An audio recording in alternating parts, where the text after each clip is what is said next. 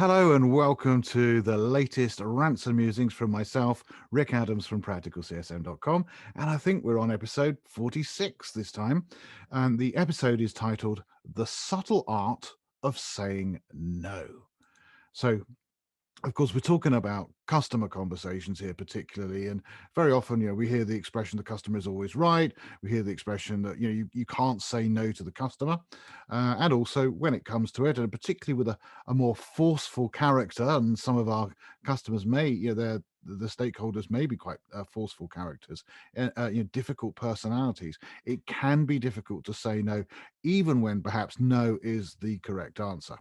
And I noted this recently. I saw, not that recently, a few weeks ago now, I saw, I think it was on LinkedIn, might have been on one of the other social media groups, but somebody messaged in this particular situation. They said, your customer is located in a different time zone from you, and she requests to schedule her monthly call with you at a particular time, but the requested time falls out of your usual working hours. What would you do in this situation if it was you?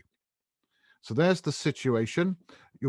She's scheduling a monthly call. So it's an ongoing thing. It's not just a one off. It's going to be an ongoing thing. And it's outside your normal working hours. And she's asking, for, I don't know, 8 p.m. at night or something like that. But she's a customer. So what are you going to do?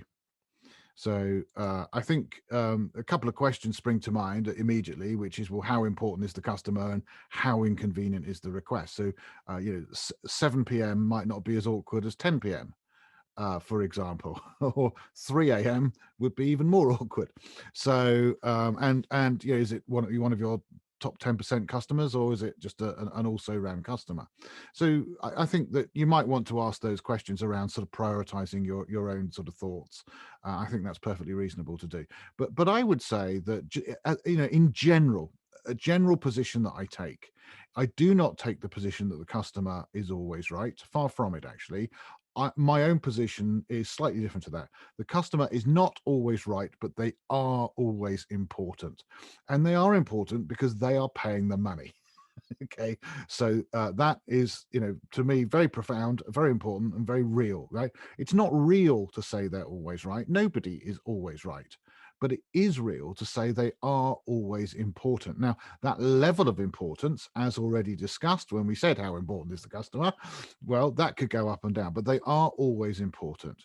However, I would also say within my position on this is that I am important as well.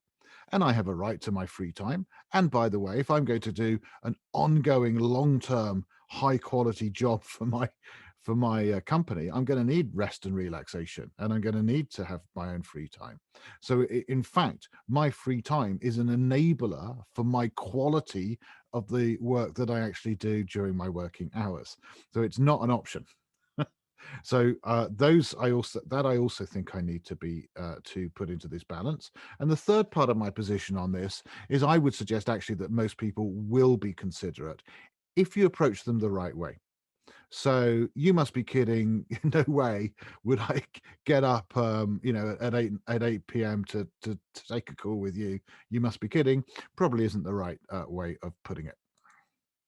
So something like this, unfortunately, I've already got a commitment at that time, but I would be happy to do this time or that time. Do either of those work for you? And that commitment is real. Okay. It's a commitment to my health and well-being. It's a commitment perhaps to my family and their health and well-being as well as my own.